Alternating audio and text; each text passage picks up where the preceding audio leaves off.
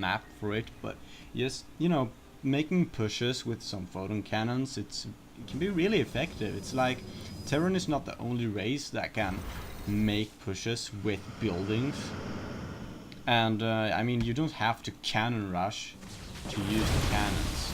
You know, I actually add a forge very early in my games nowadays, because forge is awesome, you know? Especially against Zerg, you can up your damage once and the sellers will 2-shot the lanes instead of 3-shots, so that's a 50% damage increase as far as they are concerned.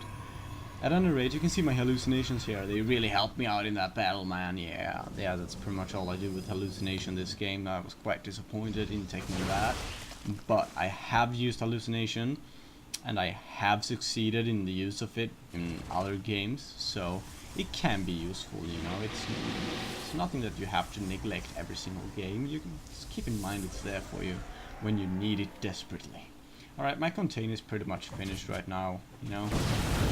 It's just pretty much a safety net for me. It's pretty comfortable to be able to just fall back to those cannons, and I feel that contain is more valuable than I could have done with the same cost for, say, like 3 stalkers or something. I feel that those cannons basically help more than those 3 stalkers would have. Especially because they have detection as well. It doesn't matter if your observers can die or whatever, you still have that detection. Right, you can see me kind of poning his army there. He's gonna pretty much just go ahead and leave the game soon because he's gonna be depressed or something. I'm gonna attack him and he might be able to defend himself. I mean, probably not. I mean, it looks bad, that's no lie, but he could probably, I mean, could maybe defend himself, but he just decided to give up because he couldn't be ours, you know.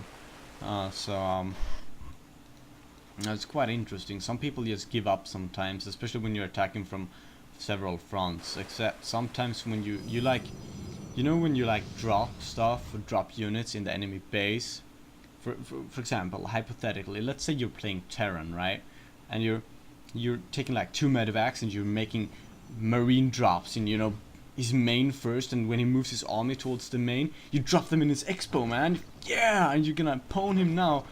And he goes like, ah, screw this, man, I'm just gonna kill his main. And then he completely ignores his own base, and he just attacks you instead right on, and he wins, you know. That feels so lame. You're like, oh man, I outplayed this guy, but he still won, man. And of course, you did something wrong when that happens, but it's still freaking lame, you know. You kind of feel like you deserve the win when that happens.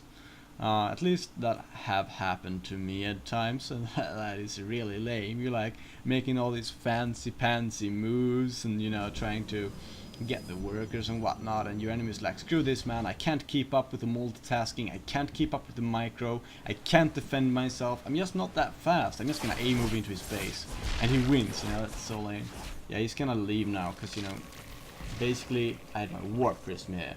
I was ready to warp in Zealots and you know, to screw this base up, and he could have just left like 4 or 5 roaches here, and then he could have gone towards this army to try to defend, but he didn't, you know. He was like, ah, screw this, man, I'm just gonna leave.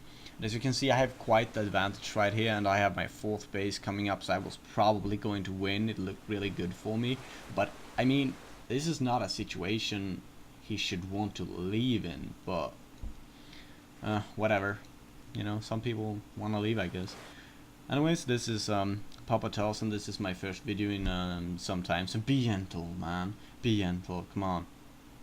It's been a while. So yeah. The reason I didn't get Colossi this game, by the way, I was going to in the end here, as you can see, but I didn't really get Colossi because he never really went Hydralisk. So I was like, what?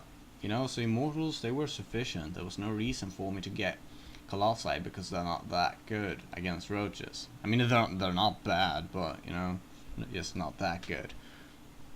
So I just went with a heavy Stalker Immortal composition, and I did my little contain here, and this contain could work a lot better on other maps. I wouldn't suggest doing this contain on Terran unless you think you can finish the game with it very fast, because once they have siege tanks, it's pretty pointless. And it's the same with Protoss, because once they have Colossi, it's pretty freaking pointless. But against Zerg, it's very awesome. And the only thing that can, you know, make it pointless, that is Broodlords. And it takes such long time for Zerg to get those units. So, yes, it does take a lot longer for Zerg to get them than it takes Protoss to get Colossi or Terran to get siege tanks. So, yeah, it does. Yeah, I guess that's all I had to say. Kinda feels like I didn't actually teach anyone anything here today, but whatever, maybe you found it interesting anyways.